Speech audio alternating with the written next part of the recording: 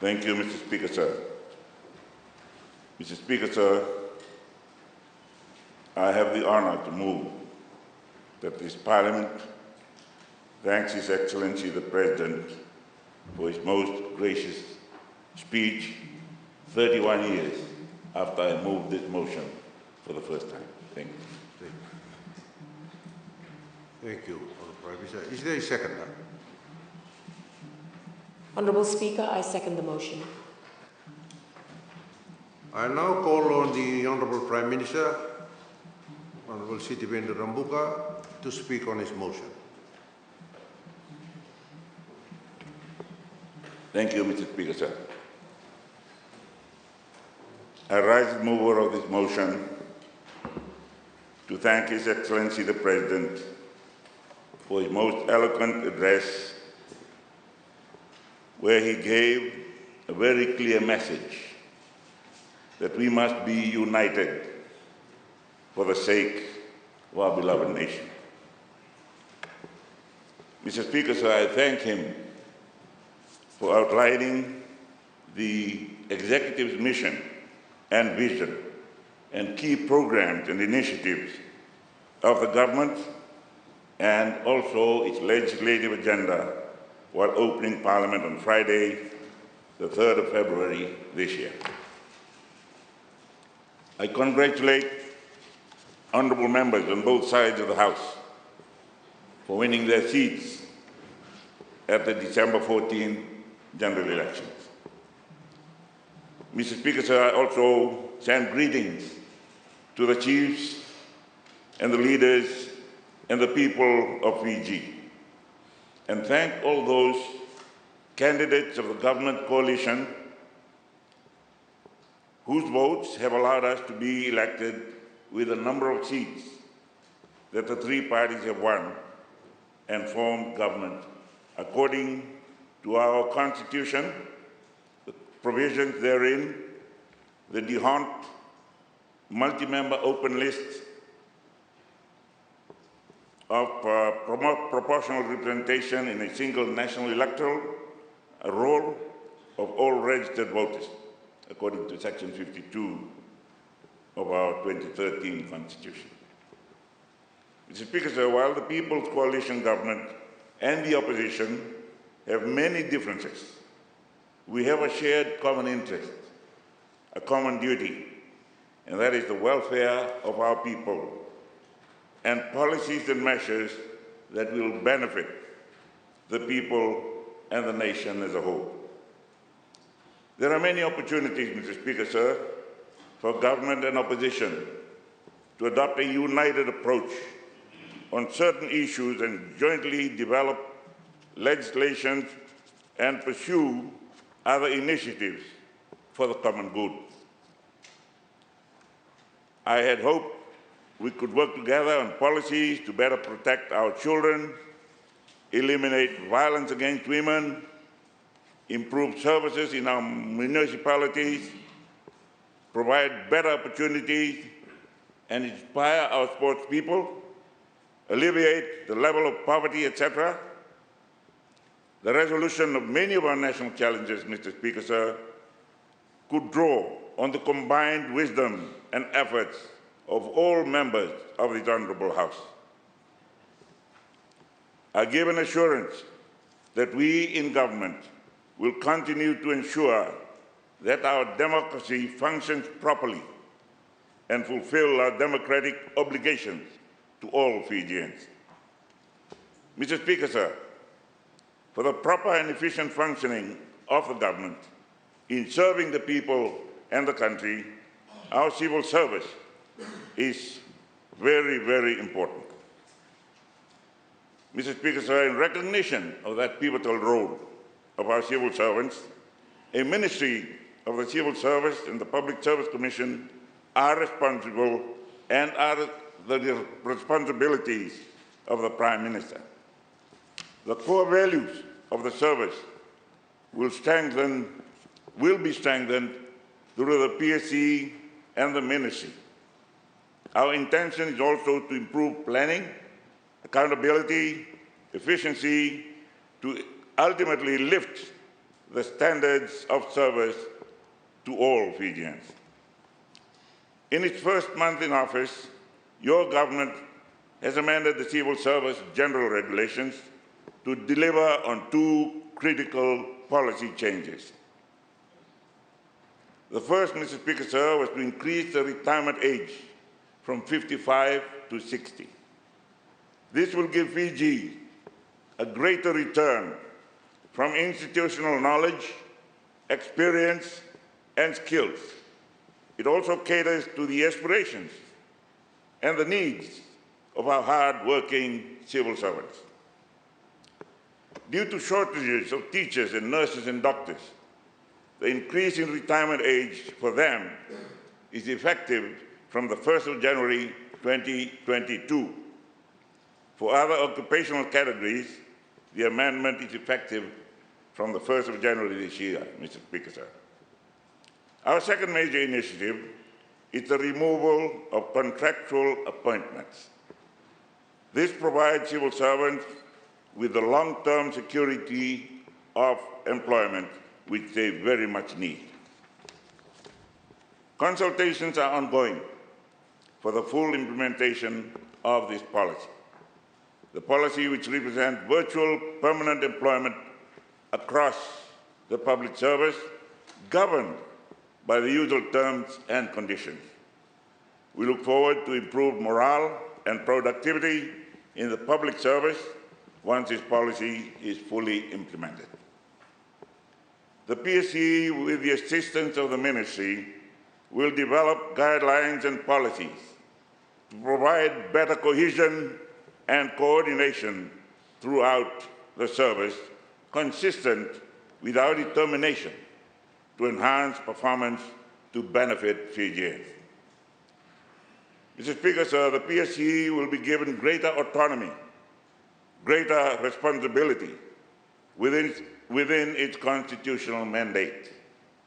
This is to ensure impartiality and integrity in recruitment, remuneration, professional development, and in addressing grievances and disputes. The Ministry will engage with all government agencies and development partners in providing training and career growth opportunities. Mr. Speaker, sir, the re-establishment of the Higher Salaries Commission will lead to greater consistency in setting, administering remuneration of senior civil servants and CEOs of state-owned enterprises. Compliance with international best practices will ensure that senior civil service executives are remunerated fairly and equitably. Recent revelations about certain public and state-owned enterprises have generated much interest and debate in the media and in the community. Some disclosures have raised red flags and highlighted the need for greater scrutiny and accountability by executives and directors in these enterprises. These entities, Mr. Speaker, sir, are involved in food processing, agriculture, livestock, timber, farming and fisheries, postal, trustees, financial services, broadcasting and airport operations, and biosecurity. Mr. Speaker, sir, state-owned enterprises relate to aviation, sugar, banking, housing, forestry, energy, digital television, and airport services. Mr. Speaker, sir, when the coalition government invited expressions of interest for board appointments, over 1,200 applications were received.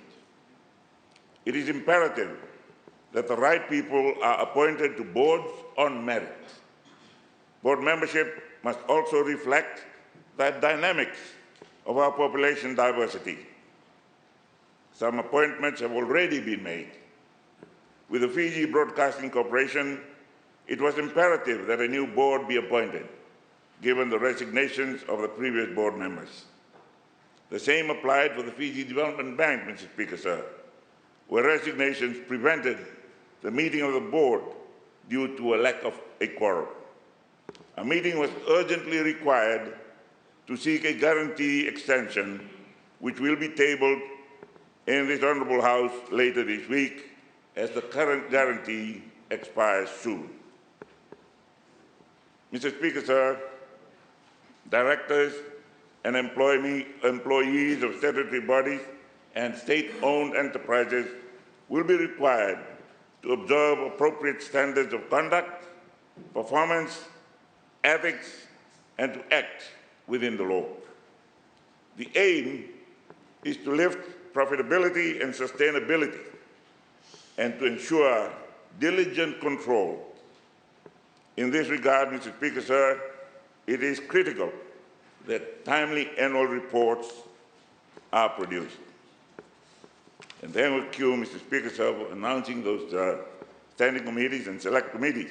They will be very busy. In light of publicity about excessive remunerations, the re-establishment of the Higher Salaries Commission will set guidelines for salaries and benefits for CEOs and other high-level executives. The Commission, Mr. Speaker, sir, will also be the responsible agency to ensure consistency of salaries and benefits for CEOs, for state-owned enterprises and statutory bodies, rather than the Prime Minister and the Attorney General, as had been the case between 2011 and 2022.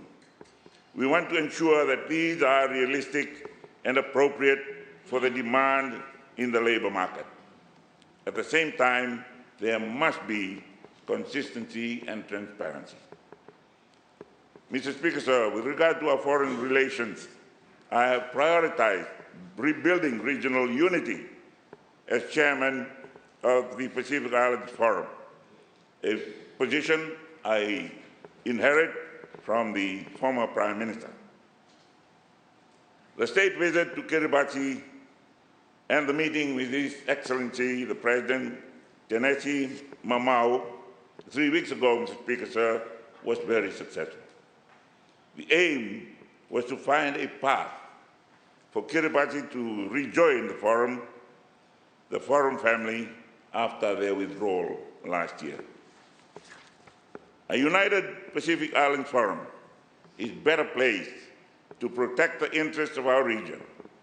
This is especially significant at a time of international maneuvering for big power influence in the Pacific and the common challenges we face, in particular, the climate change problems. His Excellency President Mamau and I also agreed on various measures to improve and strengthen the Fiji-Kiribati bilateral relationships. The coalition government has also prioritized mending our relationship with the University of the South Pacific, the most successful example of cooperation in our region. We will make an initial payment to begin reducing our significant debt left with the USP, and we will do that later this week. I'm glad the Vice Chancellor, Professor Paul Aluwalia, has returned to Fiji, Mr. Speaker, sir, and I look forward to meeting him later this week. As Foreign Minister, I intend to review the closure of some key diplomatic missions in key strategic locations. The decision, I believe, worked against our interests, particularly at this time where Fiji needs to engage more effectively with our strategic partners. Mr. Speaker, sir, at this juncture, I would like to acknowledge the support given by our development partners in helping to make the Black Rock facility in Watulevu Nadi fully operational. I thank the former government for their effort in the establishment of that. This will surely enhance and strengthen our regional disaster response capabilities. Australia and New Zealand remain key strategic partners. We will continue to strengthen our relationship with the United States, while continuing cooperation with the People's Republic of China, respecting our mutual understanding of the One China policy and respecting our national sovereign rights. Our long-standing relationship with India continues to grow from strength to strength, Mr. Speaker. We are keen to further develop bilateral and multilateral relations with Asia and the Middle East, particularly with Israel, while we consolidate partnerships with the European Union, the United Kingdom, and other countries that share our common interests. Mr. Speaker, sir, climate change and the environment is now under the portfolio of the Prime Minister. The hallmarks of climate change are global warming, as we all know, rising sea levels, as we all see, pollution, and more frequent and the increasing intensity of adverse weather conditions. Mr. Speaker, sir, the issues that confront us here at home continue to be polluted shorelines and coastal areas such as the Lodala Bay and Raunimota Bay in Lami, clogged drains and waterways leading to regular flooding.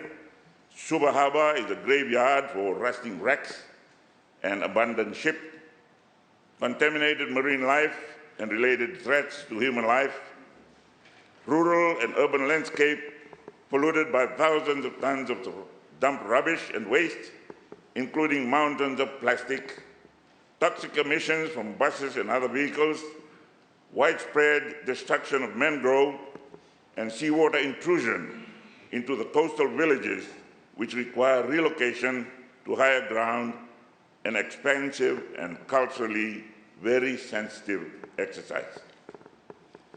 Mr. Speaker, sir, we do not yet have a specific master plan to holistically address these environmental problems, but we are starting to look at opportunities and the possibilities of donor support to help us in that big exercise.